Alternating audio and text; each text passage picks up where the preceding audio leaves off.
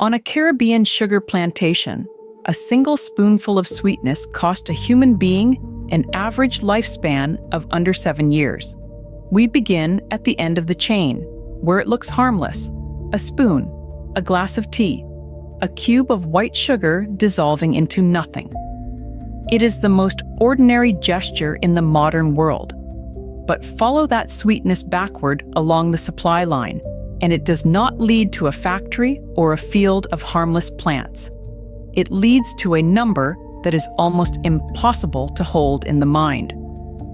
On the Caribbean sugar plantations, the average life expectancy of an enslaved person was under 7 years after arrival. 7 years. Some sources place it between 7 and 9, but the figure barely moves. This was not an accident of climate or disease alone.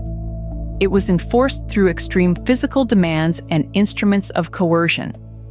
On the Jamaican estate of Mesopotamia, researchers tracked 1,099 enslaved people across 7 decades, right up to the Emancipation Act of 1833, and the data tells one relentless story of death outpacing survival. Between 1829 and 1832 on Jamaican sugar plantations, the death rate averaged 35.1 dead per 1,000 enslaved people every year. And the most dangerous task of all was the planting of the cane itself. So here is the question we will follow for the next 16 minutes. How did a spoonful of sweetness come to cost a man 7 years of his life? Part 1, a hunger the brain cannot refuse. To answer it, we have to travel backward, from the teacup to the blood at the source. To understand why this happened, first understand the demand. Sugar was not always ordinary. In Europe, before the Crusades, the only sweetener was honey. Europeans first encountered cash crops like sugar through Muslim agriculture during the Crusades. What began as a rare luxury became something closer to a compulsion. Consider Britain. In 1704, the average person consumed about 4 pounds of sugar a year. By 1800, that had risen to 18 pounds, and by 1901, it had reached 90 pounds per person, a 22-fold increase, driven above all by the popularity of tea and coffee. Why does a substance climb like that? Modern science offers a clue that should make us uneasy. High sugar consumption activates the brain's reward circuits, the dopamine and endorphin systems, and chronic exposure can lead to intensified craving and to tolerance, the need for ever more to feel the same effect. In animal studies, rats given intermittent, excessive access to sugar show behavioral and neurochemical changes that also appear with drugs of abuse. And under certain conditions, rats can become sugar dependent. We are not calling anyone an addict, but the shape of the demand curve matters because that hunger had to be fed. And in the 18th century, feeding it meant something monstrous. Before we reach that, Part 2, the triangle of rum and bodies. Ask yourself, who paid for the tolerance of an entire empire? The answer lies in a system historians call the triangular trade, and sugar sat at its dark center. Molasses, a byproduct of sugar, was distilled into rum. That rum was shipped to Africa. And in Africa, it was used to buy more enslaved people, who were carried across the Atlantic to grow more cane, to make more molasses, to distill more rum. A closed loop of appetite and human cargo. The scale is staggering. The demand for sugar drove the transatlantic slave trade, in which an estimated 10 to 12 million enslaved Africans were carried to the Americas. In the 18th century alone, over 4 million Africans were shipped across, the great majority destined for sugar work. Of the roughly 10 million people who crossed the Atlantic before 1800, about 8.5 million, roughly 6 out of every 7, were enslaved Africans. Sit with that ratio. For every free European who crossed, 6 enslaved Africans were dragged in chains. This was the true cost of cheapness, hidden inside a commodity so pure and white it seemed to have no history at all. And yet the model itself was built and tested long before the Caribbean plantations reached their peak. Part 3. The blueprint on Madeira and in Brazil. Where did the blueprint for this machine come from? The trail runs back to a small island in the Atlantic. The template did not appear fully formed. The model of European sugar plantations, worked by enslaved African labor, first emerged on the island of Madeira.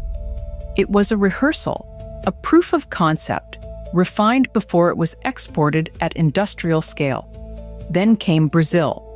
When the Portuguese arrived, they first tried to enslave the indigenous Tupi to work the cane. When that failed, they turned instead to the African slave trade, and by the middle of the 16th century, African slavery dominated the Brazilian sugar plantations. This is a crucial detail because it shows the machine adapting, searching for a labor force it could consume without limit. And it found one. By the late 18th century, the most refined and most profitable version of this system existed in a single French colony in the Caribbean. Saint-Domingue, today called Haiti, was the richest European colony on Earth. Just before revolution, it produced roughly 40% of Europe's sugar and 60% of its coffee. Fortunes in Paris and Bordeaux rested on it. But wealth that immense, built on lives that lasted under 7 years, cannot hold forever. The pressure inside such a system builds like heat inside sealed cane. In August of 1791, Part 4, the Fires of Saint-Domingue. It exploded, and nothing about sugar or slavery would be the same again. The uprising that began in August 1791 became the largest and most successful slave revolt in the history of the Western Hemisphere. In the north of the colony, within 2 months, 280 sugar plantations burned. The very estates that had fed Europe's sweet tooth went up in flame, and the smoke could be seen for miles.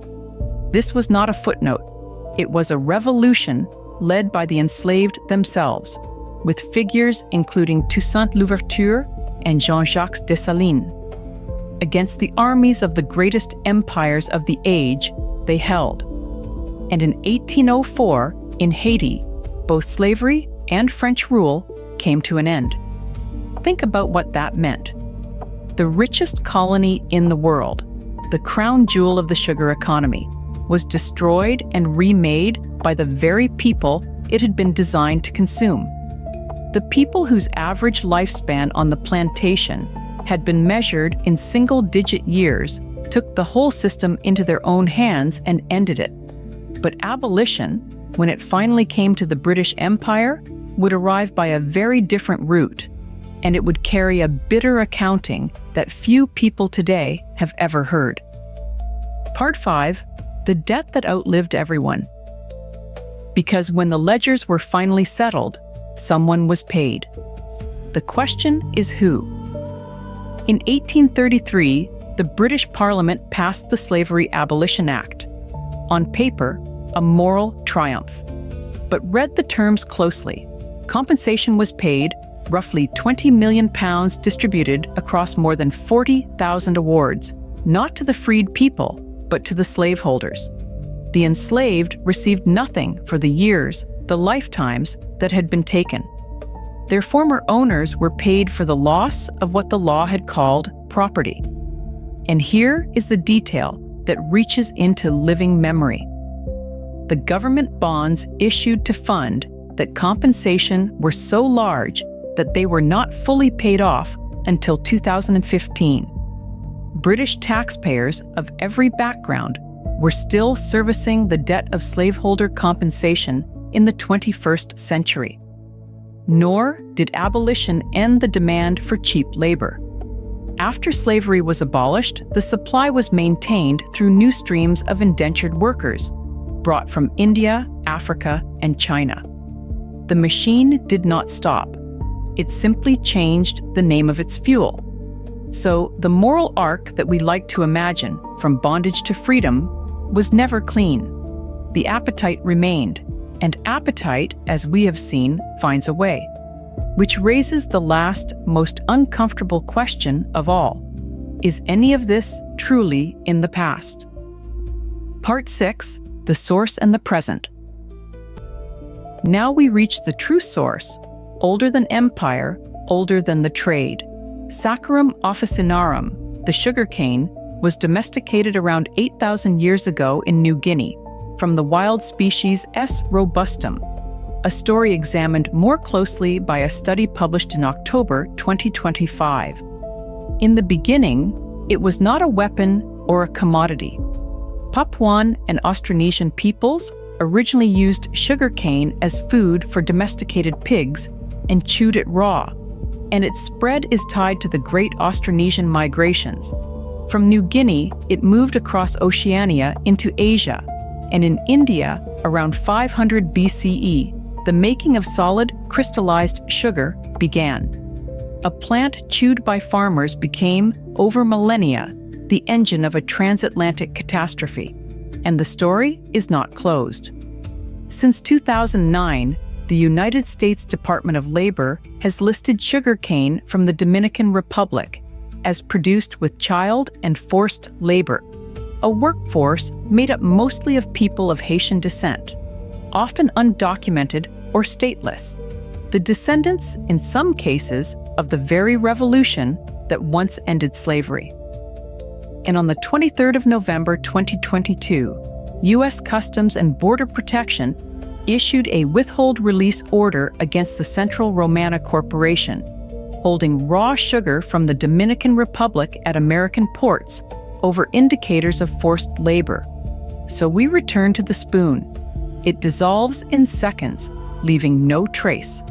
But the chain behind it stretches 8,000 years, through New Guinea and India, through Madeira and Brazil, through the Fires of Saint-Domingue, through a debt paid off in 2015, and into ports where sugar is stopped today.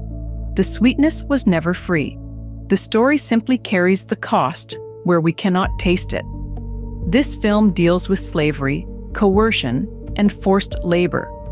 If this history brings up distress, please reach out to a trusted person or a local mental health support line in your country. For those concerned about compulsive eating or a difficult relationship with food, National Eating Disorder and Health Helplines can offer confidential guidance.